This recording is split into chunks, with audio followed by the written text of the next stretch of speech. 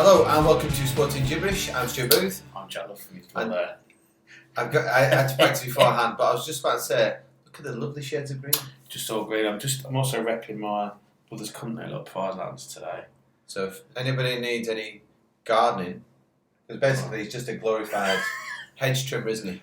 Yeah, mate, cuts a bit of grass. Yeah. So if you need somebody to do your garden, 6x4, Tom's available. What he does is he's got like a little fly mow. Does not surprise me. By all accounts, he's very good. All the cats you never done your garden. I know. I bought him out halfway across the world to do my garden. Did you? What's his garden like? Yeah, nice. Yeah. Oh, okay, right, we'll let you off there. Right. On today we are going to be talking football. We've had to close the transfer window. Some big business being done by a few clubs. Some spent a lot of money. Some bought a lot of players. Some not really done much. Some have just let people go, which is a great talking point for today. We'll have a quick recap of the results because we had Saturday, Sunday's games plus the midweek ones. Exciting week this week. I've not had much sleep. I had to have a sleep when I got in from work. I'm probably still look like I'm half asleep. But yeah, it's been good entertainment. Keeps us entertained anyway. Champions League coming up as well. So. Yeah, there's been the Champions League draw as well, hasn't it? And then we're going to have a little look at cricket because we've got Test match and the T20. Yeah. And at the same time, we have got the US Open. Tennis. Yes. So we'll have a little talk through that. But we're going to start with my sporting week. So we are now coming probably halfway through our pre-seasons. Yeah, we're probably a bit further on than you guys, but yeah. So how's it gone this week? Because you have got show everybody the fat finger. It's not good. Look at it. So if we measure it to a normal finger, and to my other finger, look, it's not good, is it? Yeah. But yeah, so we trained last night. So that's technically out. We've got a game Saturday. So when this comes out, game today, it would have already been played probably because it started at 7 a.m. Because obviously the heat to get it all in. I'm not playing. Going to try and not rest it, but give it as much chance as we can. He's going to rest his little finger. Have you ever heard such a bad excuse? To be fair, I'm not playing. I made myself unavailable because we're out tonight for Michelle's birthday. I've heard some excuses, but I'm resting my I am not going to play cricket at 6:30 in the morning with a raging headache or whatever it might be in 50 degrees heat. Okay, I'm glad you rested your little finger. But that's up there with I can't play because I got a blister. Well, that's like you breaking your toe and resting your toe.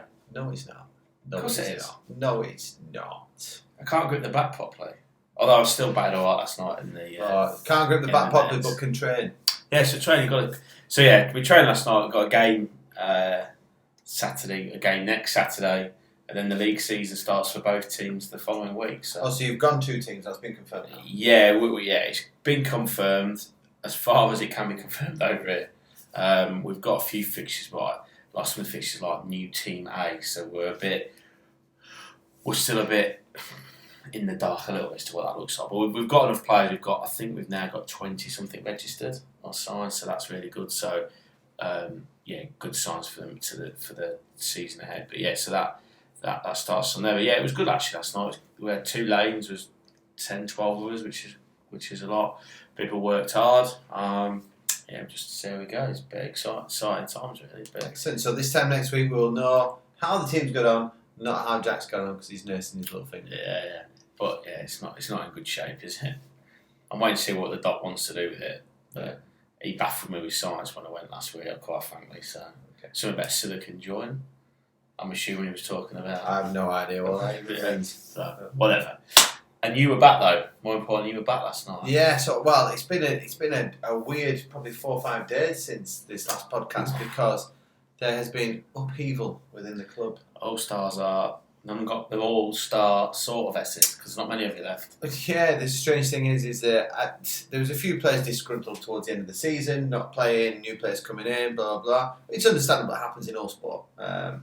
It's just the way the world works when it comes to sport.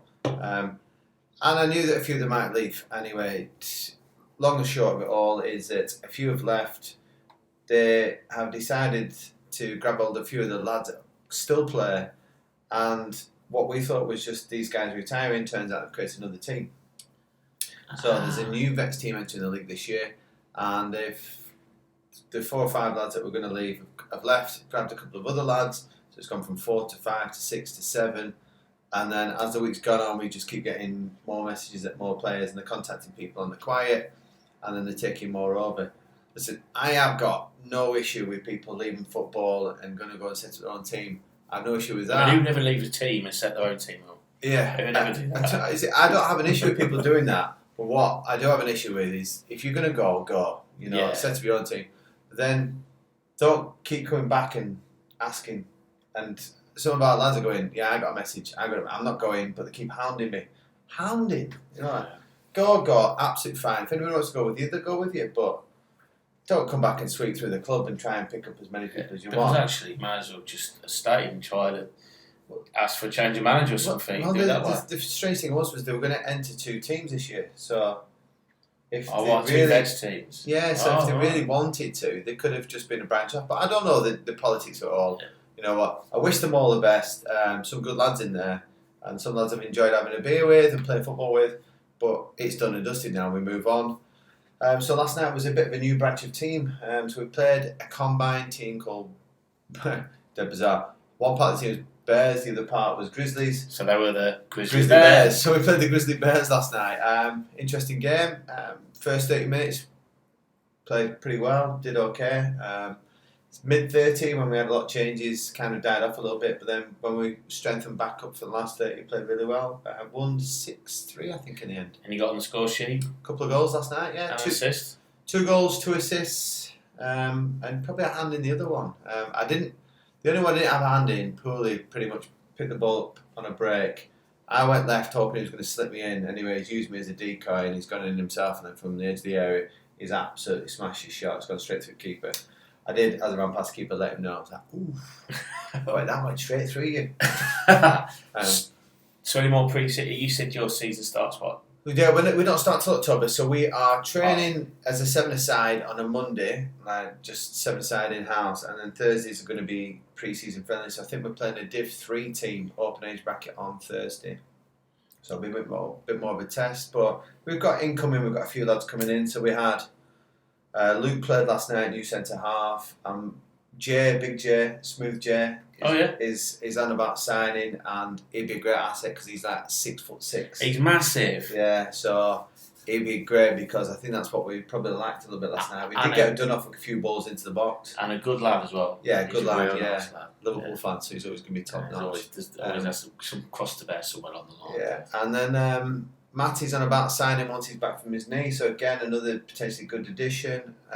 And Reese as well, so 3 potential starting lads there. That you're dipping into the market, Stu. Yeah, I've gone through my little black book and seen who's turned 35 this year round, so I'm hoping Jay falls into that category. You sound like Leonardo DiCaprio, that they'd be a bit older than they. Jay, Leonardo dips out at 25, that's what I've heard. Yeah. Dips in at 21, dips out at 25, but that's a story for a completely different type of podcast.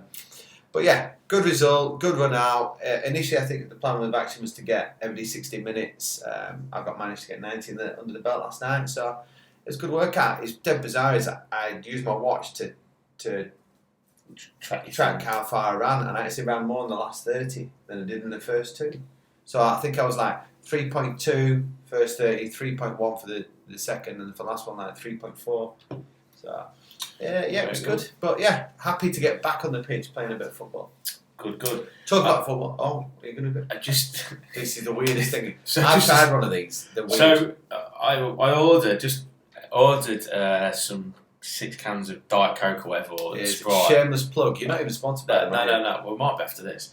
And we got free 6 cans of water in a can.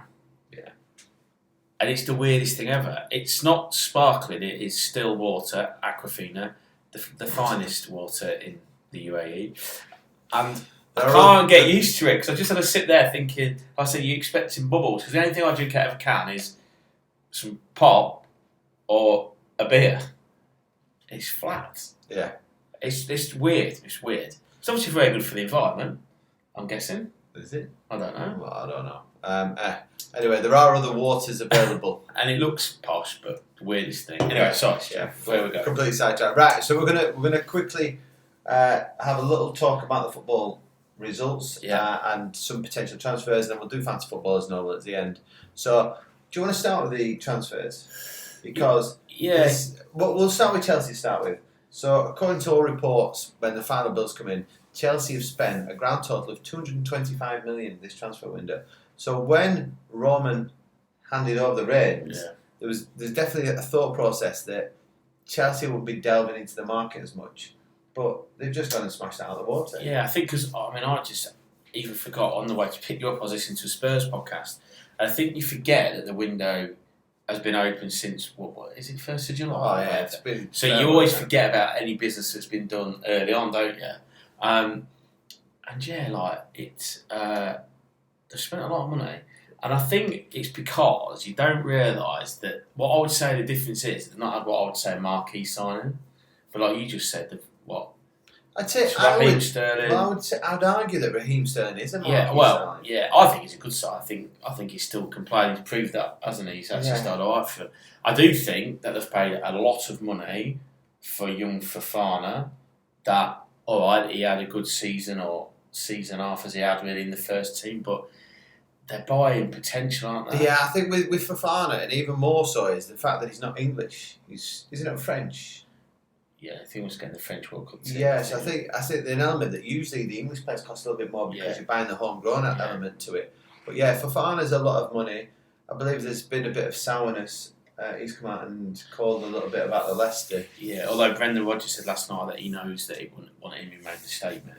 So yeah, I think he actually said that he did appreciate the players that he played with and the coaching staff, but there was I think an element of a dig at the hierarchy system within Leicester. But yeah, it's a lot of money for a guy that was injured. Yeah, I mean that's the thing. Yeah, exactly. Yeah, I think it's a lot of money for. I'm not saying he can't play, and he might prove to be. The fact of the matter is he's got one of the. In silver there at the back, he's probably got one of the best centre-halves there's been for a long while to learn from. So, don't know. It's a lot of money for. I'm not sure they've bought. Masses. All right. So on that element. Because they've had a ropey start and losing to Southampton as well midweek, surely Tuchel is under a fair whack of pressure now, because if the next 3 or 4 games don't go the right way, surely at that point they've gone, here's all the money, who do you want? He's gone, I want this off a shopping list. They've gone and got that and they're still not performing. Yeah, and bear in mind you said at the top of the show that people, often it's a window to get rid of people. He's also got rid of the people he wants to get rid of. Yeah. Lukaku being one, Werner being the other one, and sort of major ones. And I know they've got rid of a lot of kids, haven't they, as well? But yeah, I would have thought so. And of course, the other one they brought in is Aubameyang, which again, I think I've never been convinced about him, and that's not because he played for Arsenal. That's not a hindsight. I've never been utterly convinced that he is a top player, top club. I think he'll score goals for them. I just worry about his injury. And his potential to stay fit. Yeah, I mean, unfortunately, he got whacked around the Jordan in his break-in at his house, which is why he's injured. So I don't know when we'll see it. But yeah, I mean, basically, you're right. Tuchel's got in and got rid of the ones he wants. So results need to come. Right, definitely. On that, talking about Chelsea spending all that money, they've spent a lot of money, but I've brought in a shed loads of players, is Nottingham Forest. And surprisingly, considering they've brought, 20 plus players? 21, yeah. 21 players into the team, or into the squad, they've not had that bad of a start. No, they haven't. I mean... So he seems to, whatever he's doing and made gel. And I actually watched an interview, and I'll let you talk about the signings and things. And it was an ex-Forest legend, and they were talking about what's been the biggest signing you've had. It was like the manager signed a new 3-year contract. It was like, he is the difference of what we needed to move into this level. I was going to say something about that, because clearly bringing 21 different players in, so it's half a squad, isn't it? Or 3/4 of a squad. What do you think about that? If you register 21, you've only allowed another 3 or 4 to be a Premier League squad. But obviously what his skill set is, if you think about his career, and is that under 21, under 19, 17 managers in the for England, that team won the World Cup, and we all know about bringing in when it's not your team and you've not got them all the time. So he's obviously done something with that group of players. He went to Swansea, didn't he, at a difficult time. Did a good job there. Went to Forest, and we all know he did at Forest this time last year. They were rock bottom. Yeah. So there's obviously something there. And like I said, it started well, and he seems to have been able to integrate those. I mean, and the other thing is that what people forget, and I only caught the end of this discussion on beIN the other night with McAtee, is that there were a lot of the players that got them up that were out of contract or not their players. So Garner wasn't his player. Spence was Middlesbrough's player. Lewis Grabban out of contract. The goalkeeper had already decided he wanted to leave. And actually, they were for the big players, you know. So it's not like they've got all them players and he's just kind of gone, we're having more and then forgot the rest. It was a needs must. Yeah. And I think they've decided, you know what, we've got a bit of money, the guy's invested in it. By all accounts, it's not going to detriment anything else that happens. And then even if they go down, they'll get the £100 million windfall, ironically, to go down, that they'll hopefully come back up. So it's interesting because there's some decent players in there. I mean, there's a lot of what I would say journeymen still. You know, like Coyote, who's been at West Ham. And I think that's a steady signing in the fact that experience, and he doesn't start the game. He's almost like you're going to come on and try and shore us up a little bit. And the thing is, what they have struggled with, I've seen, and even in the Spurs game on Sunday, when, you know, they huffed and puffed a bit, Spurs weren't their best, but Spurs probably should have won more cups than they did, is that they look a bit ordinary at the back. You know, Cup from Bournemouth. Yeah. Can't Can't play as a sweeper. But I see you sign Willy Bowley. Yeah. Who, again, is not an absolute superstar, but he's a better player than more mobile than Cook. He's currently, is he not injured at the moment? I know he walked away, didn't he, from Wolves at the weekend, was selected on the bench and didn't walk out the ground. So it'd be interesting to see how it goes, but at least they're giving it a good... Yeah, it's one of them that I think the three teams that have come up have not just sat and they're going to go and have a go at teams. And Fulham have definitely shown that. Yeah, and they've obviously made some decent signings last night as well. And then Liverpool have just signed a midfielder. Very, very sceptical about it. Arthur. I think they've kind of done this on the back of just coverage. I noticed Curtis Jones is back on the bench in the night, so he's potentially coming back. I think it's more a case of I think it's almost like when we had the centre half shortage and we've gone and got somebody. We've only got him on loan. We do have the option to buy him, but I can't imagine it's going to come through. But this guy's got pedigree. He's been at Barca, been at Juventus. I worry the fact that Juventus have made it so easy to get him on loan. That makes me think that he's not quite there. But if he's sitting on the bench, it gives us a bit of experience, and we need to shore up a game or keep on the game or do something slightly different rather than going to an 18, 19-year-old. And I say that Carvalho came on and scored the other night. Well, I know what you mean. It could be that little bit different. Champions League is not going to do that. No. I just caught the end as well this morning of Carragher saying pretty much the same. It's a short-term thing. Doesn't see it as a long-term because he said, you know, we need a lot more energy in the middle of the park. But I think the fact that did Henderson get injured midweek? Yeah, they're saying that Henderson has a hamstring strain. Yeah, so they were out of them two games. Carragher was like, that was the final nail that not Carragher, Klopp decided he needed, not just what he said, so it'd be interesting. Spurs didn't do anything. I won't expect them to do anything. But you did it early doors, so and Perisic has looked decent. Yeah, that's the Perisic. Basuma was pretty ordinary. I've not been bowled over since he's arrived at you guys. I think he's been particularly average, and Spence hasn't really been given the opportunity yet. So. But the others obviously we got Kulusevski on more of a long term, and Romero's actually confirmed now. So it's a bit like I was saying about Chelsea. Forget what you've done. But actually for Spurs, we did it too early, and then actually somebody like Romero actually signing on permanent for 5 years is a great deal. So we'll see what happens. But there was nothing. I think that it's funny. Last night I was watching Michelle and said, "You're watching Michelle."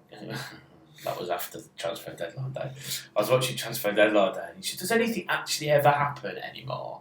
Because I remember, do you remember when you'd get Berbatov just arriving at the What about used to be class. What about the West Brom guy? Oh himself to QPR. QPR, and it didn't go through. No, one people love on and Wingby. On and Wingby, yeah. I didn't. That's probably one of that and Graham Souness signing George Weah's cousin. Yeah. And one of my two favourite. You know, whatever happened to Harry Redknapp's window. Yeah. You know, it's not like that anymore, is it? You're a wheeler dealer, and you got really upset about that. Right. Anyway. So we'll just quickly run through the scores and we've got two sets, and we'll just maybe pick out a couple of pointers. So Southampton 0, Man United 1. Probably, I think that was a decent result for United considering Southampton, and it was almost a test of how United's going to do against probably the lesser teams. Yeah, definitely. Brentford 1, Everton 1, nothing there. Brighton 1, Leeds 0, good result for Brighton. Chelsea 2, Leicester 1, probably as expected. Liverpool 9, Bournemouth 0. We expected a bit of a backlash, and we're going to talk about Scott Parker in a short while, but Liverpool really put Bournemouth to the sword on that day, and it was almost like losing to United is kind of kick-started Liverpool's season. City 4, Crystal Palace 2. Worrying thought is that City went behind again by 2. Well, to tell you, what did we meet up at half time in these games, didn't we? Yeah. And then City 2, I said. He said 4-2, to be fair. Arsenal 2, Fulham 1. Just a bit on Haaland. I mean, well, let's go to the second set of results because then we can talk about his goals. Arsenal 2, Fulham 1. Good result for Arsenal. Keeps that unbeaten. I mean, the way they celebrated, you thought they won the league, but you carry on. But they are top of the league. Yeah, but they've not won it. Villa 0, West Ham 1. There was only me that got that right, that predictor. Yeah. I just knew that West Ham couldn't keep losing games and they would have to at some point. It was almost like the law of averages. I mean, we're talking about Villa was struggled straight out. Well, I think and their 2 signs are uninspiring in the window. Yeah, but we'll have a quick look at them in a sec. Wolves 1, Newcastle 1, and as you mentioned before, Forest 0, Tottenham 2. Did enough to get over the line, probably fair comment. Yeah, but we've not been at our best. Not even if you compare to what we were the end of last season.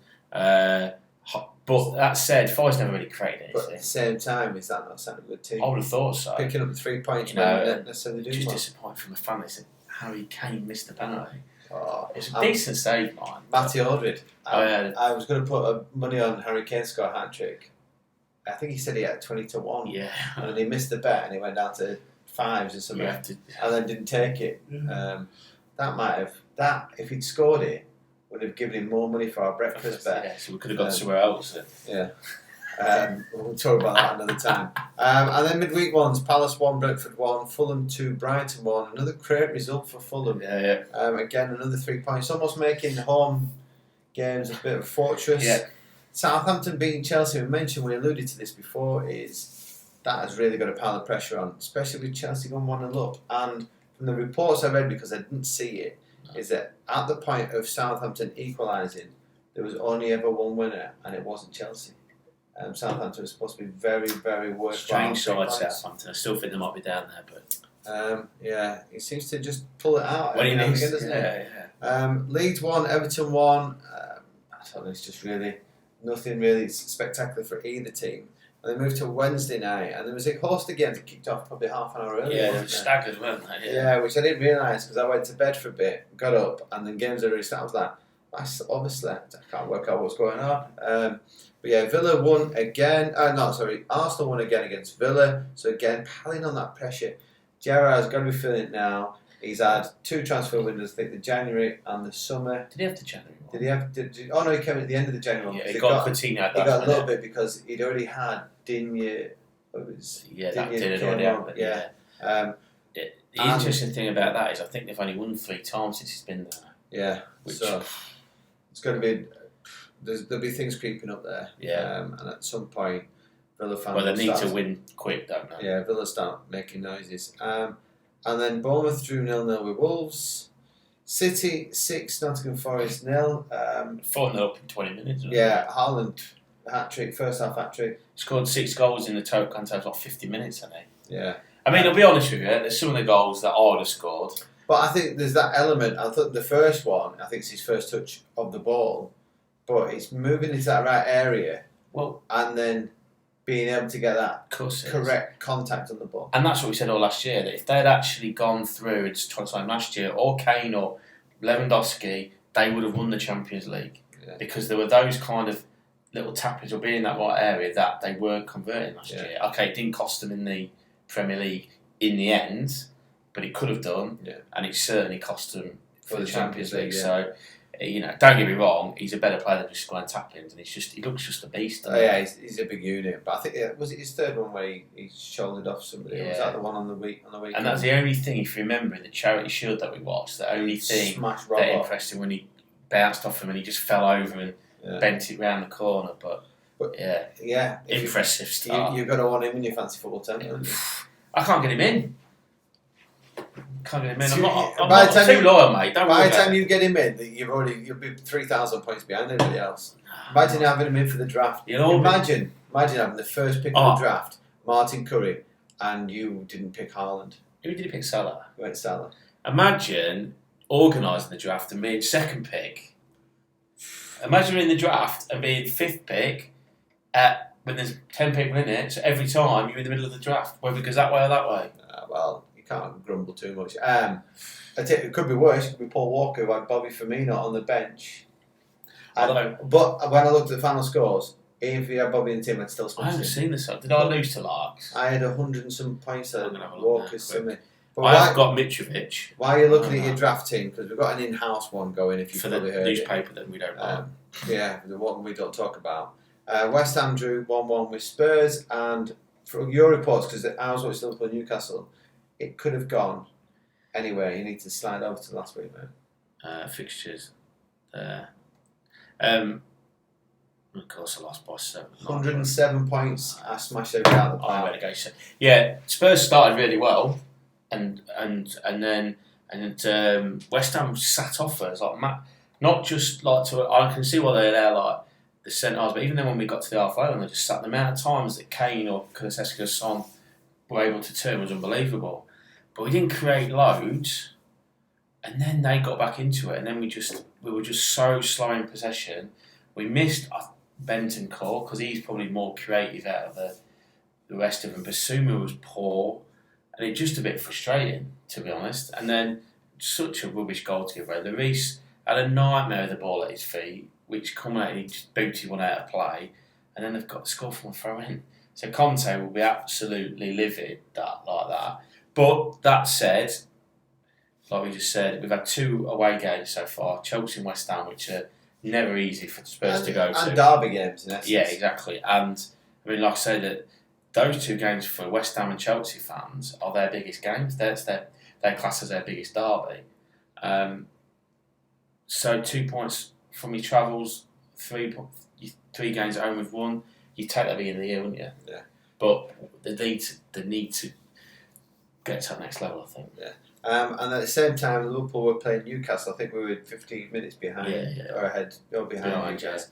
And I've read a lot of tweets from Richard Keys. I'm sure he just does it on purpose, just to antagonise people, saying that there was not that much time added on. But if anybody watched the game, 5 minutes of time added on, I thought was under anyway, because Newcastle players from about the 80th minute were dropping like flies, continuously going down for cramp, wasting time and things like that. But there was an element of that happening all the way through the game. Yeah, Isak has took the goal really well, absolutely smashed one.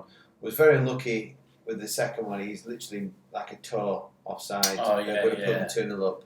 But I think from that point onwards, Liverpool huffed and puffed a little bit, but second half much quicker, much sharper. Got the ball, probably tried to play a little bit more in the final third rather than bigger, longer balls, created chances. And then in that 5 minutes of time added on, Pope pretends to be injured and lies down for about 90 seconds, if not longer. And then Newcastle, this will make you laugh, is that as much as Newcastle will whinge about that clock and how much time was played on, Joe Linton breaks down the right-hand side and can hold it in the corner. I'm not saying But he puts a cross in. So he could have killed the game off. From that cross, Liverpool picked the ball up because everybody missed it. Liverpool go up the other end. Salah has a shot, was blocked by Burn, goes out for a corner. We're in the 96th minute when this 90 minutes plus whatever seconds as that ball's gone out for the corner. So if you think Pope's been down for 90 seconds, if not longer, I think somebody timed it 1 minute and 33 seconds or something like that. He was down for. We're still within that time, 5 minutes. Cross comes in. By the time the cross has come in, we're now creeping up to 97th minute. I think Liverpool scored 97th minute in 10 seconds. You can't blow up in the area when it gets to 97th minute and go, right, time's up. The ball's ricocheted. Newcastle could have cleared the ball twice. Well, I was about to say 2 of the smallest men on the park win headers first. Yeah. And Pope's around there, so how's he not picking that ball up? And then the finish he just smashes it. Unbelievable. For a young Pope to come and then just rattle that in off the bar. Because I couldn't work out what got on. And I was trying to be quiet because it's nearly 1 o'clock in the morning.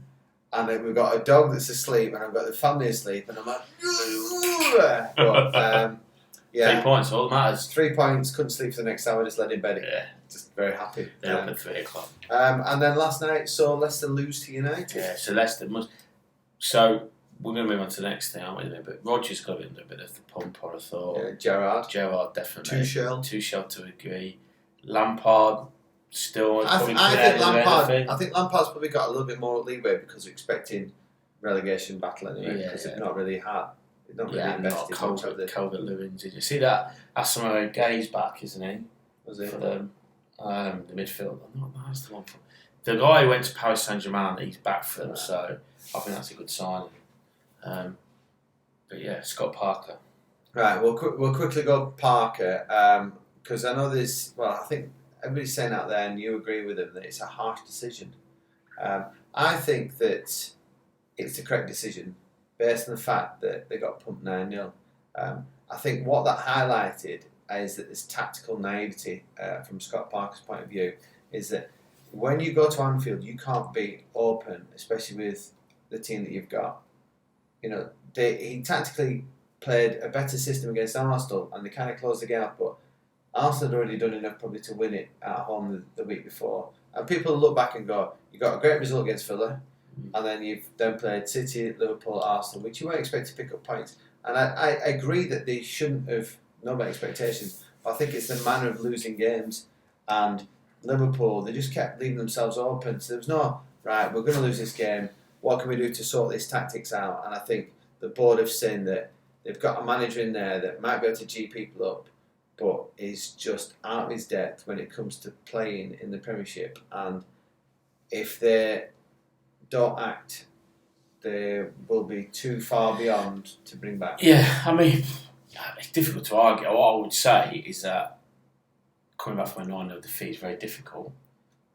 But Southampton did it, and we've talked about it quite often, haven't we? In there, but with an experienced manager. Yeah. And I get you know, Scott Parker's still quite inexperienced. I think the final nail in the coffin, he said something about the board that he's ill-equipped, didn't he, or something like that. So that's probably not gone down very well. I thought it was down to the fact that cardigan was shocking. Yeah, it's not great, that, is it? Particularly when you get them dirty, great big sweat patches out his head. But in general, I think it's really harsh. Those fixtures, he's just brought them up. There's been no money spent. And the only thing I would say is I think the owners always said there's never going to be any money to spend. So maybe you're right. Maybe they've decided that they need to get somebody else in to work with that group of players at that level. I still think it's very harsh. I'd be interested. Surely they'll go for Dyche, do you think? I think Dyche would be a potential obvious one, considering his experience in the Premiership and working on no budget. Yeah, that's the thing. Yeah, it's quite possible. Big Sam. Yeah, but surely my point. I think it's very harsh. Very harsh. I can't. Surely not sacking him to go with somebody, let's say, from the lower leagues who's doing well, or somebody that's a little bit unproven. Surely they're sacking him, like I say, to get somebody with experience who's used to working with a similar level of budget, of quality, and has got a record of keeping them up, so they can then go, we might go again next year. I don't know, it'd be interesting. Yeah, I think it'll all come out at the end, won't it? If Bournemouth stay up and this new manager comes in and does it, then they've made the right decision. Yeah. If not, then it might look harsh, but I can see why it's happened. Yes, I think it's very harsh. Right, let's go on with the old cricket. So the Test match. Yeah. Quickly update us on that. So we recorded it last Saturday morning, so they won it in the end that afternoon. Just toiled away, I think, in the end, because I watched it, took 3 early wickets, and then I watched it until we went out, which was the middle session, and they didn't lose a session in that. And to be fair, the 2 batters, Peterson and Van der Dussen, had dug in, and it looked flat. And then all of a sudden, Captain Stokes comes in, takes 2 wickets, and then end up winning comfortably. So fair play. They're back on. Bazball's back on the radar. Bazball. Dean Elgar, the South African captains, can be quiet. But no, in all honesty, it's all set up really good, isn't it, for the decider next week? Yeah. Well, there's decider coming up. There's also T20 Asia Cup going on at the moment. Yeah, T20 Asia Cup here in Dubai, because it should have been in Sri Lanka. India beat Pakistan. Yeah, and they play again Sunday by all accounts in the knockout stages. Well, they're drawn because I thought they wouldn't meet each other till the final. Yeah, I didn't. It's only some of the lads last night at training were saying that they meet, and they'll know because a lot of them are going. But crackers. Have you seen all the scenes? Oh well, a few of your colleagues, senior staff were at that game, Yeah. and they were telling me that it was just that because one of them was like it took them 3 hours to get out. Yeah, that's what I could have gone and got offered a ticket, but do you know one of the reasons I didn't go? I've been busy, but getting out, it's a nightmare.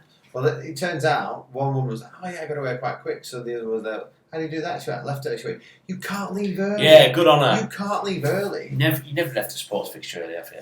I've left football matches slightly early just to beat the traffic if the game's comfortable. But if it's one of them there, it's like Liverpool game the other night. They reckon that so many people would have missed that goal because they've jumped. Nah, If it's like that, nail biter, I'm not moving. If we are 3-0 up and completely cruising, I'm thinking there's like 3 minutes left, I can jump traffic, I'll do that. But majority I'd probably stay to the end. I stay, yeah. I'm not saying I've never done it, but no.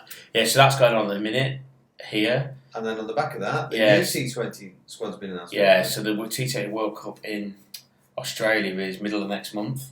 Yeah, we're September now, middle of October. So really, Pakistan and India have got a nice little run into well, there's lots of series Sri going Lanka on. in it as well? Yeah, Sri Lanka, Bangladesh, Afghanistan, Hong Kong qualified because UAE missed out, but they should have won. The UAE creates in a bit of a mess again, actually. But so England have just announced their.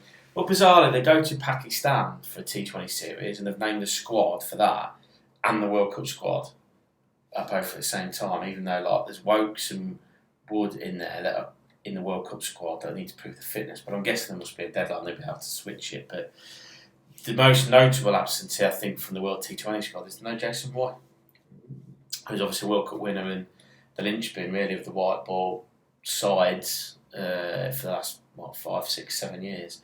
I think it's the right on form and on balance. He's had no runs for all season. So he's done the right thing to pick players that are in form, and he's not in form. Yeah, I think so. And I don't think it's the door, but the only thing, a little bit in my mind, and I will say I do wear sometimes some J-Boy tinted glasses, but is that when you've got somebody that good that has experience, and he's won World Cups and he's won World 20 games for us in Australia, so they're not going to be like English sticky dog wickets or Asian wickets where it's a bit slow and low. They're going to be belters that he can just hit through the ball. I just worry that have we missed a trick, because the people they've brought in, I don't think there's anybody outstandingly better. Yeah, they might be scoring some runs at the moment, granted, not a problem with that, but in a squad of 15, can you not afford to have one? Do you know what I mean? I don't know. Sounds like the old Paul Gascoigne when leaving out the World Cup. Yeah, I mean, I'm pretty sure Jay Wood didn't smash the room up afterwards, but I don't know. I think, in essence, it's the right decision, but I heard he tried, but he kept missing, so that's why he didn't go off. Yeah, so we'll see. And of course, it's the 100 final this weekend, finals weekend. And who's in the final? The Trent Rockets have got straight through to the final, and the Manchester Originals beat the Over Invincibles of the night to get through to play. I don't care. London Spirit. Come on, Manchester. London Spirit in the men's, and the women's Southern Brave to the final. I think it is. It's definitely the Rockets versus the Invincibles in there. They're the 6 sides left, so that's over the weekend. Come on, Manchester. Yeah, they sneaked in. Actually, an awful start. Ironically, since Butler got injured, so he's not playing, they've won every game. Weird sometimes, isn't it? Right, we're going to finish off before fantasy football. US Open's going on at the moment, which was won by, I can never say her surname, but I'm going to say Emma Raducanu is out already. She's peaked too early. Yeah, I don't know. Just a lucky tournament. I just think Is it one of them where whatever happened on that day? Because let's be honest, she's underperformed since that point. Yeah, but has she underperformed for her ability?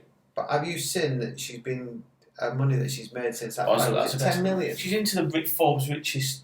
Yeah, list, just off the back of that. And she's only 18. I think there's obviously a whole combination of stuff. She had to qualify for the event this time last year and then ended up winning it. Yeah. Since then, she must have changed her coach more times than I've probably changed my underwear. Yeah, you don't change it that often. She's had periods where she's been injured. She's had half a good run in a tournament, and then the next one she's not even won it. And then obviously she got beat straight sets in a defence. She's so young. I just wonder whether it just the absolute whirlwind, and I'm not sure she's managing it particularly well. And obviously, when you're not managing things particularly well, it's going to affect you on the court, isn't it? Yeah. Well, the other one is the Williams sisters decided to team up, but they're out. Yeah. So, at what point do they turn around and say, Well, enough's I enough? think it'll be this is because Serena is in the main draw, and she's younger, isn't she? Serena's slightly younger than Venus. Venus is the older one. Yeah, but Serena has said, well, she's not said actually. Everybody's saying that this is going to be a final tournament, and she's still in it. So I think she's through to round 3 or 4. So one of the actual, we've often talked about greats, sporting greats. She's a sporting great. Oh, yeah. She is well, they both are. Well, I'd say that Venus was the started it all off, Yeah, especially if you watch that film. Yeah, but King Richard, yeah. Yeah, great film. But let's see what happens. And Murray was still in it last time I looked. I don't know if he's played today actually. I have no idea. He was still in it. Probably charming himself in the mirror somewhere. With his metal hip. So it's all out for us yet. Right. Anyway, we'll finish off with fancy football. Oh. Been a great week for me. 85 points, Jackie boy. So, were you ahead of me last time around? I think it was. And Shrek was 6th, but he's gone down. So you were ahead of me. I've jumped up to 11th. I can safely say that your dad is not above me.